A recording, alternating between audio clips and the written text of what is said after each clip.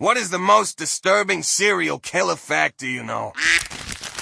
Bailicus, who liked to pickle people in barrels stored in his basement, was discovered while fighting in World War I. When authorities tracked him down, he had disappeared, leaving a dead man in his hospital bed. He supposedly joined and deserted the French Foreign Legion, with his trail going cold except for a rumored sighting as a janitor in New York, who vanished before confirmation. Comment: he had the barrels and had previously told the police or military they were for gasoline he was storing in advance of wartime rationing. Then, separately, the actual owner of the house he was renting wanted to do some renovations, found the barrels, opened one, and then Schmidt got real. I honestly can't even imagine.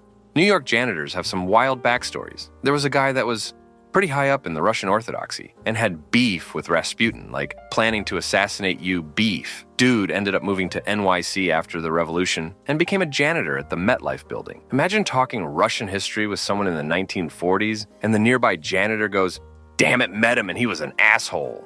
Story 2. All right, so Israel Keyes was a bank robber as well as a serial killer. In one of the towns where he robbed a bank, a construction worker went missing the day before. He was known to have long black hair. Keyes robbed the bank wearing the guy's hard hat and what looked to be a long black wig as a disguise. They asked Keyes where he bought the wig. Bought it? There's more than one way to get a wig. He scalped this dude and used his hair as a disguise. Comment: he also had murder kits hidden all over the country, containing items like guns, ammo, zip ties, and Drano, sometimes hidden years in advance before his murders.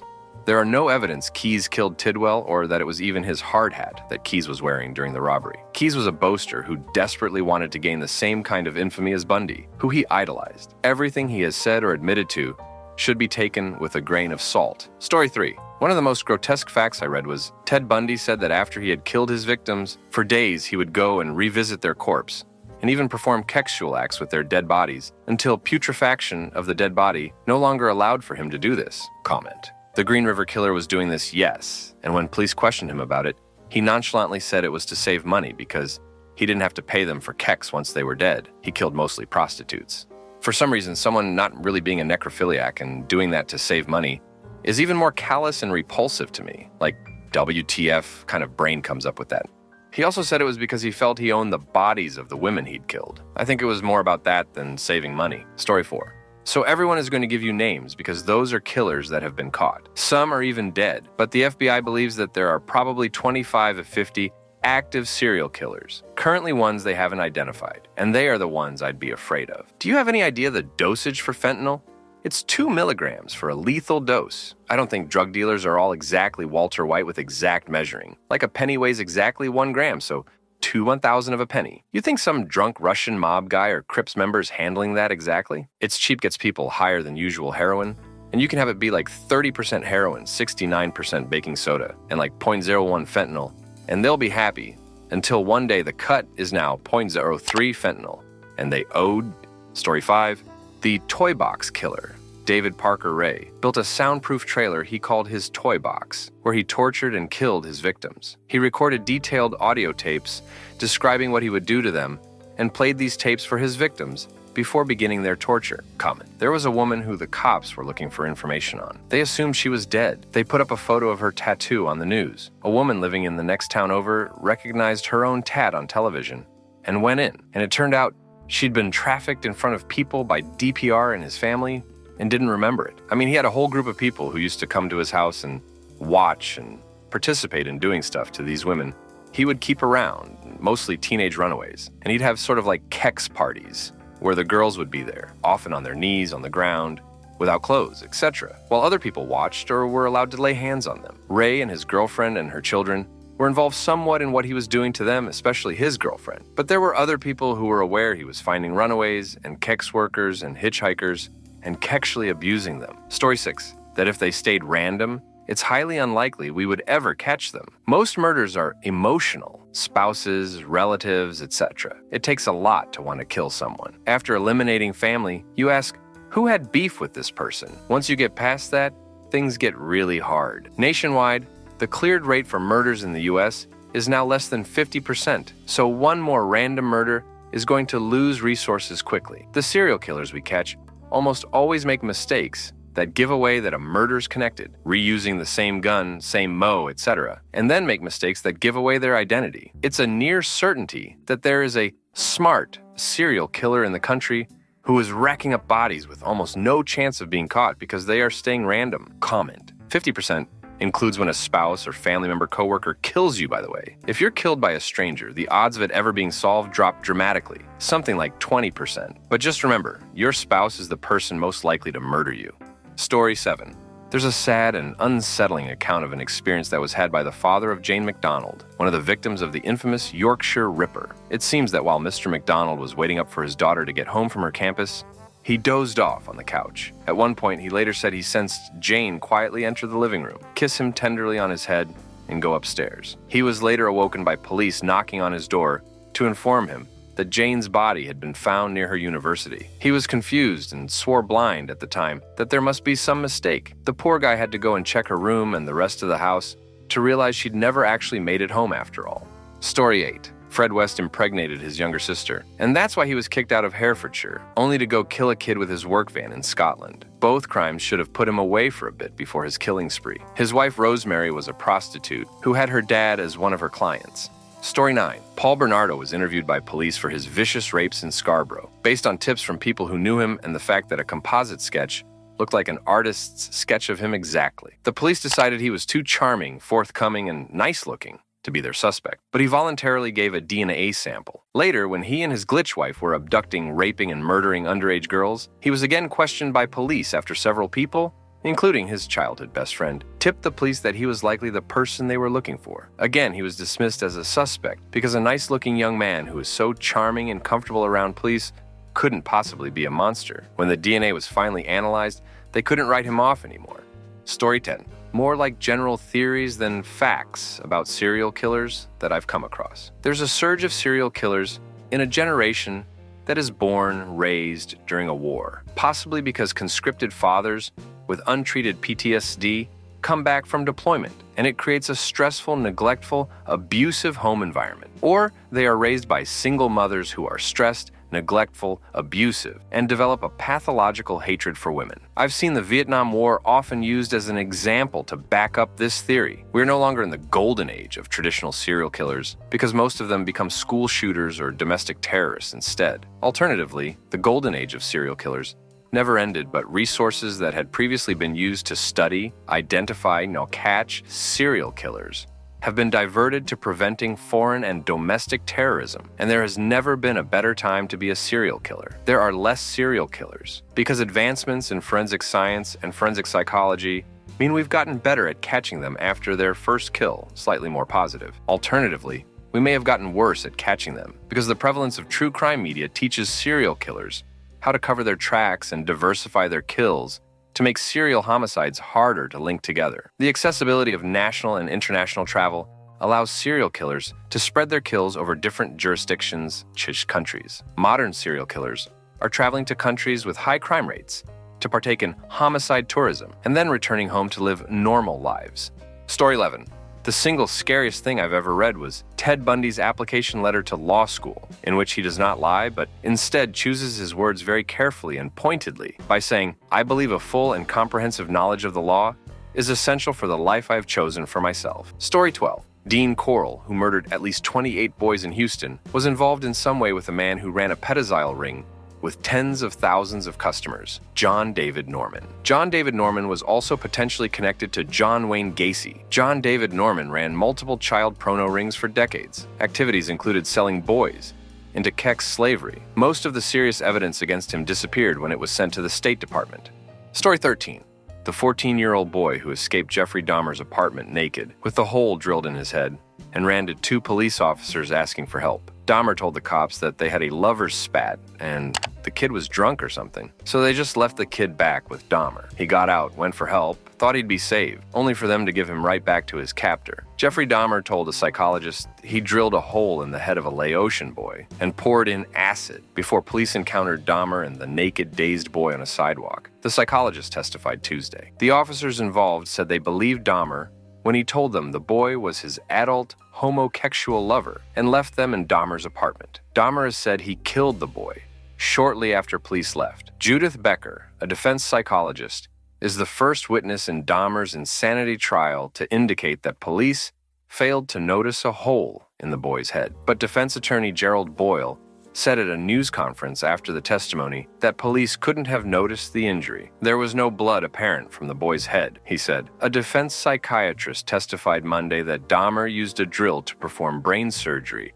on some of them victims in an effort to turn them into sexually pliant zombies, but strangled them when he realized they might leave. Then the boy, 14-year-old Konarak Sinthasomphone, fled the apartment May 27th when Dahmer went to the store, but officers returned him when Dahmer convinced them the two had had a lover's spat. The incident prompted critics to accuse police of insensitivity and discrimination toward homosexuals and minorities. 2 officers later were fired. Ms. Becker also testified that Dahmer got a sexual thrill from eating body parts of some of the 17 men and boys he admitted killing and dismembering. Periodically, he would take portions out of the freezer and cook them, Ms. Becker said. While he ate, he would become sexually aroused. Dahmer had sex, in one way or another, with all 17 victims after death, Ms. Becker said. Ms. Becker said Dahmer soaked one victim's genitals and had an acetone to mummify them. Maybe I was born too late, Ms. Becker quoted Dahmer as saying. Maybe I was an Aztec. Story 14.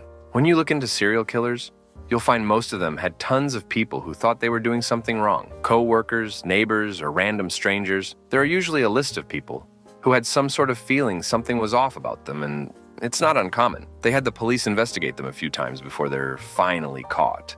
Story 15. Countries where you're told the people are super friendly, like Canadians, have long stretches of roads that pass through either wilderness or Aboriginal areas, and they are known hunting grounds for serial killers. But because the victims are Aboriginal Native Tribes people, the law doesn't give a schmidt. For every Jeremy Skibicki or Robert Pickton, there's a dozen that have never been caught, still driving the interprovincial highways of the touch system. Story 16.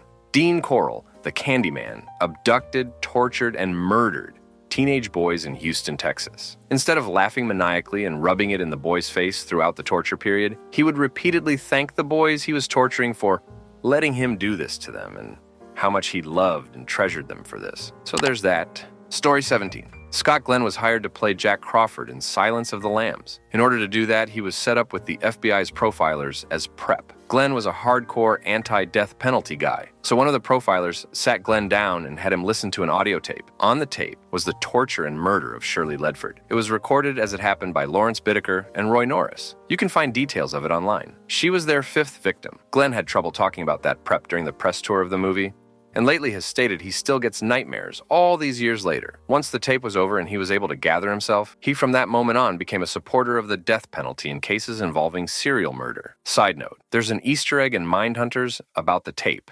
Story 18. I have a personal story. So the first known victims of the Golden State Killer were friends of my stepfather. They all were attending Sacramento State University at the time, and my stepfather and his then girlfriend had plans to play some card games with the would-be victims. So my stepfather and his gal arrived to their friend's apartment on time for their planned hangout. Yet no answer at the door. They were perplexed as to why they'd have left the house when they had invited people over. They waited around for a while to see if maybe they were delayed on an errand or something, kept knocking as well, assuming they'd taken a nap or whatever. After some time, they gave up on waiting and went home. As it turns out, they were either already dead, or I think it's possible that the GSK was even still in there with them when my stepfather and date were knocking and waiting outside. Had they got there earlier, perhaps it would have deterred the GSK, saving their lives. But the timing just didn't work out. Story 19. Fred and Rosemary West killed for over 2 decades. Many victims were buried hidden in their house, where their kids grew up, and they buried their firstborn daughter under the backyard porch. When they were caught, Fred vowed to take all the blame, but he talked too much to the cops and implicated her. After that, Rose turned from him entirely and portrayed herself as a victim. It didn't save her, but a similar defense saved Karla Homolka from being imprisoned with her husband, and she is out free now. Story 20. Aileen Wuornos was sexually abused by her grandfather, and she lived out of a tent for some time as a child in Michigan to avoid him, just in case you were wondering where she got her hatred for men at. Story 21. Most go uncaught, and their victims never found. Roughly 6,000 people in the USA go missing every year and are never seen again. Now sure, some swim alone in a canal and get got by a gator, or get too drunk on a boat in the ocean and fall in and drown. But you can't tell me foul play isn't involved in a lot of those. An accident is one thing, an accident with no body or evidence is another. Story 22.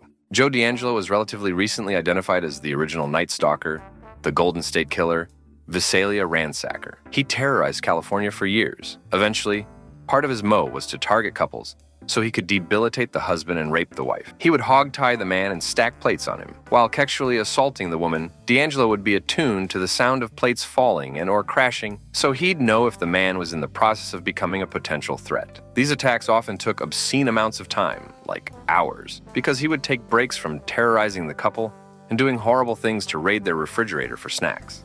D'Angelo had an unusually high level of patience when scouting potential victims. He was capable of, for example, standing stock still while observing a possible house, looking for patterns of behavior and possible entry points, to the extent of him recognizing opportunities to enter the house and plant items that would be useful for a subsequent attack.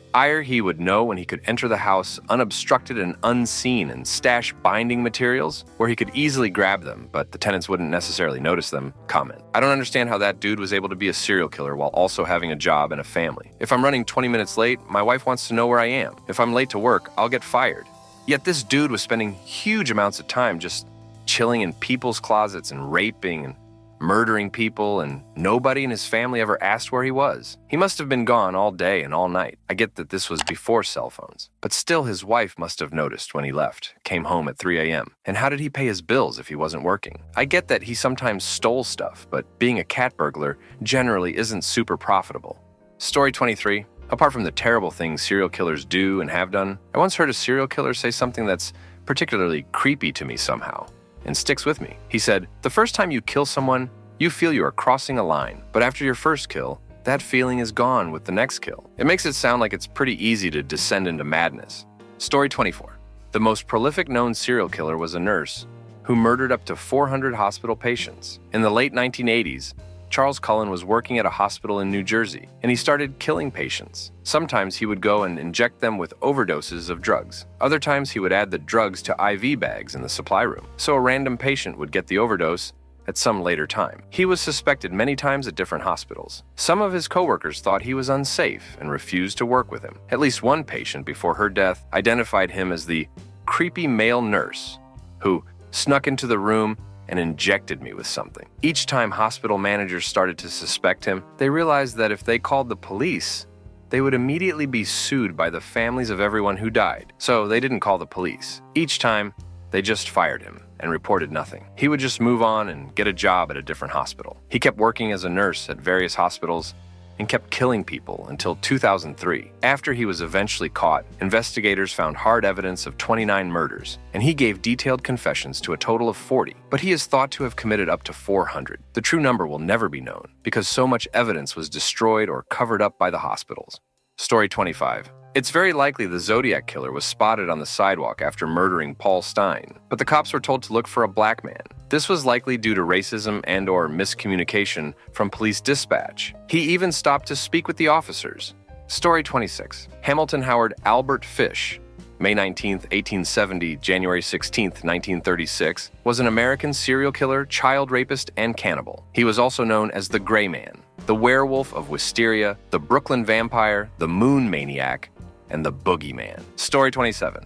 Everything we know about serial killers, their behavior, and how to catch them only comes from the ones who are bad enough at it to get caught. There's likely much more effective serial killers out there who have never even been detected. Story 28. Gilles de Rais was a French knight and lord who notably fought alongside Joan of Arc during the 100 Years' War. He was appointed as Marshal of France and was a hero for lifting the sieges at Lagny and Orleans. It turns out he was luring around 40 young peasant boys to his castle, raping and murdering them, and then allegedly using their bodies in satanic rituals. He was garroted to death and burnt at the stake. He is the inspiration for the story of Bluebeard. Story 29. One of the most disturbing facts about serial killers is how ordinary and unremarkable they can appear to others, often leading double lives that allow them to evade capture for long periods. For example, Dennis Rader, BTK killer. Rader was an active member of his community, a church president, and a family man, all while secretly carrying out a series of brutal murders over 3 decades. His ability to blend into society, maintaining a facade of normalcy while committing heinous acts, is chilling. This duality is particularly disturbing because it underscores the terrifying possibility that someone leading an outwardly normal life could be capable of unimaginable cruelty, making it difficult for others to recognize the danger. Story 30. The Night Stalker Richard Ramirez took a victim's eyeballs as a trophy and would vomit on the floors of the crime scenes. He was also a chump that avoided the rougher areas of Leh like East Leh and Boyle Heights to commit his crimes. He had to drive through and purposely pass those areas from his apartment downtown to the more suburban San Gabriel Valley, where he committed the bulk of his crimes. Story 31. Luis Garavito suspected 300-plus victims, but only 180 or 190 confirmed. He murdered mostly children in Venezuela and Colombia. I lived as a child in South America for a few years, and my parents drilled it into our heads we're never to go outside alone. It wasn't the safest place to begin with, but this is how they scared the Schmidt out of us. He received over 1,800 years in prison, and it eventually got reduced to 25 or something like that. Story 32. Ed Gein. He exhumed corpses from local graveyards and fashioned trophies and keepsakes from their bones and skin. His gruesome actions inspired the creation of several horror film characters, including Norman Bates in Psycho and Buffalo Bill in The Silence of the Lambs. The macabre nature of his crimes and the extent of his desecration of the dead remain profoundly unsettling, chilling. Story 33. Robert Pickton would murder prostitutes, feed the dead bodies to his pigs, and then butchered those pigs and sold the meat to local stores and neighbors. It's speculated that human remains were processed with the meat too, but the British Columbia health officials only made the info public years and years after he was jailed. Story 34. Discounting medical professionals like Harold Shipman, who had 218 confirmed victims, but was able to kill in plain sight. The serial killer with the highest recorded number of victims is Luis Garavito, La Bestia, who committed 193 confirmed murders. His victims were mostly minors, usually street kids, and, well, let's just say that the things he did to his victims before he killed them don't bear repeating. Most were in Colombia, but a few were in Venezuela and Ecuador. He died last year, the very year he became eligible for parole. Story 35. There's a decent amount of evidence that claims that John Wayne Gacy actually had some accomplices. One of the guys affiliated with him was affiliated with a murderous pedophile ring. Story 36. I read something that isn't disturbing per se, but has stuck with me since reading it. I read that the types of people that are more likely to be serial killers end up either in one of three places: jail, dead, or in a working field of defense armed forces, because then their sadistic nature is directed towards an enemy, and instead of being reprimanded, jail. They are awarded for their behavior, sheer nature. Story 37. Gary Ridgway, the Green River Killer, after he was convicted, was interviewed by the FBI. He admitted that after he had killed and raped his victims, he would often go home and have dinner or go to work, and then would go back and have sex with the corpse later on. On one of these occasions, he had killed the victim the night before, and then went back the next night and had sex with the corpse, while his 7-year-old son was asleep in his truck. The FBI asked him, what would he have done if his son had woke up and saw him? He casually replied, I would have killed him, of course. Story 38. There are a bunch of serial killers that authorities know of and worked the cases and were never able to identify. Ex-Zodiac Killer. More disturbingly is there are most likely a hell of a lot more serial killers out there than we don't even know about. There are so many unsolved murders and disappearances that it is highly probable that many are linked, but that connection has not been established. The FBI estimates that there may be as many as 50 active serial killers in the U.S. at any time. Story 39. A lot of angels of death weren't investigated properly or at all because the hospitals didn't want to get sued by the victims' families. It's terrifying to think that the person taking care of you while you're sick can just turn around and kill you for their own twisted gratification. Story 40. That John Wayne Gacy was connected to the biggest pedophile ring in the 60s and 70s, run by John David Norman out of Homewood. Around the same time, all the kids went missing in northern Chicagoland. Norman relied on Philip Pask to run his mail-order pedo ring before and while he was in prison. Philip Pask was also a trusted right-hand man for Gacy, which begs to question if all three were involved in child porno, interstate sex trafficking, and murder. Story 41. Maybe not a serial killer, but family annihilator John List. He sat his kids down and asked if they wanted to be buried or cremated, but then wrote down the opposite of their wishes in his goodbye letter, presumably because cremation was cheaper. I find it disturbing because he told the kids he was going to be killing them in so many words, but they weren't able to get any help. Story 42. Many victims of the Kingsbury Run torso killer were never identified. There were casts, models, photos, descriptions, lots of information provided to the public. Most of these butcherings took place at the depth of the Great Depression. The killer rode the freight trains. So did his victims. He hung out in hobo jungles. So did his victims. Story 43. I think it's that we all have an idea of what we think serial killer would look like. Not very friendly, makes you feel uncomfortable, looks very sketch, etc., etc. But in reality, the most terrifying thing is that it's always the nice, friendly face that commit the worst crimes. I think the new movie Trap has a pretty good way of describing what they can look like. Story 44.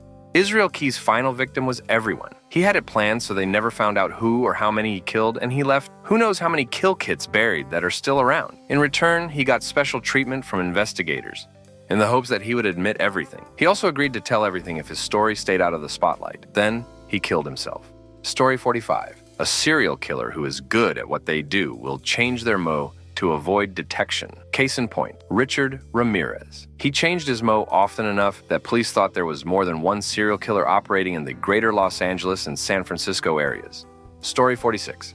One of the most common factors between a big chunk of serial killers is that before beginning their spree, many applied first to become law enforcement, and as the murder of Sonia Massey proved, some of them were successful in getting badges. Story 47. Everyone knows Rodney Alcala was on The Dating Game Show. Alcala won the competition and a date with the episode's bachelorette, Cheryl Bradshaw, who subsequently refused to go out with him because she found him creepy. After the show, he killed 3 women. Investigators and therapists believe it was exacerbated by the rejection. Story 48. None of the many friends that David Parker Ray had over to assist with the sexual torture or murder of his slaves has ever been caught. His accomplice, Cynthia Hendy, is currently out of prison and living in Kent Way. Story 49. That when they aren't actively killing, they are perfectly fine, normal people, congenial and gregarious even. This is how they pass and live amongst us between the killings. So, no, you wouldn't know it, and that disturbing and creepy. Story 50. Most disturbing for me was the serial killer who killed my children, husband, and father. He managed to lure them into a room, strangle them one by one, while they had to watch and poured fuel over their bodies and set them alight. Story 51. Many serial killers are not the outcasts or physically off-putting individuals we'd imagine them to be. Most can be charismatic, attractive, and placative. Some even felt like their victims being open to their company was outright permission to do what they pleased. Story 52. One of my colleagues at work scored 10 out of 10 on the serial killer round in the annual work quiz. No help required and instant, "Oh, I know this," answers. He has a large garden in his detached, secluded house. Story 53. When Charlie Manson sent his followers to Sharon Tate's house, they strung the pregnant actress from the ceiling, then tortured her, despite her begging for her baby's life. She was eventually stabbed to death. Story 54. One of the most disturbing facts is that some serial killers have maintained normal lives and relationships while hiding their crimes, which can be chillingly deceptive. Peter Sutcliffe's brother said he asked Peter to give his girlfriend a lift several times to make sure she arrived home safely, because the Yorkshire Ripper had been active in the area. Apparently, Peter never once acted suspiciously or gave them any reason to think he may have been involved in the murders. Comment. I read somewhere that Sutcliffe's nickname at his work was Ripper because he looked like the photo fit the police had distributed. His own photo fit. I can't remember the exact serial killer, maybe the Golden State Killer, but he was on a camping trip with his son when he killed someone. Just left the tent in the middle of the night, went to kill, and came back as if nothing happened. Story 55. When asked about having sex with rotting corpses, Gary Ridgway said he'd just brushed the maggots off and touted how the sex was free. It seems like murderous psychopaths don't have a very strong sense of physical disgust. Most people couldn't handle sniffing a rotting corpse up close, let alone frucking one. Story 56. Living on Long Island saw this play out in real time with the Gilgo Beach killer. A woman, Shannon Gilbert, went missing, and while searching for her body off the side of Ocean Parkway, they found 4 bodies that had been there for years. Search continues. They find 6 more bodies. They eventually found her body further down the road, over a year after she went missing. Took another 13 years or so for them to finally identify and arrest Rex Hoyerman, who wound up being tied to 5 of the 11 bodies, plus one seemingly unrelated murder back in 1993, so he got away with it for 30 years. 2 of the bodies were credited to a different serial killer that was already in jail because it fit his MO. The other bodies haven't been tied to a killer fake.